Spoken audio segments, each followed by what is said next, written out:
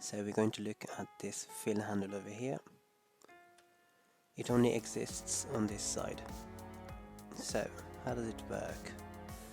If I type in 1 and press enter, if I double click this fill handle, nothing will happen. And if I click and drag, it'll have the same number in all the cells. So if you want it to sequence, if I put 2 in there and then highlight these 2 cells, and if I double click, nothing will happen.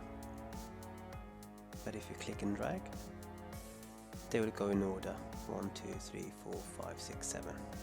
If you want to add a decimal point, Ctrl Shift 1, and if you want to remove them, you can press Ctrl 1 and change that value from 2 to 0. Click OK. There we go. This also works for days of the week.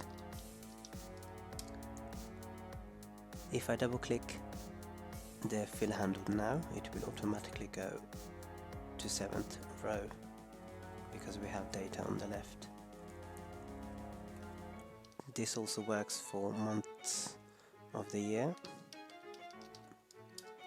In this case, if I double click the fill handle, it will go to July, and from there I can continue to drag it.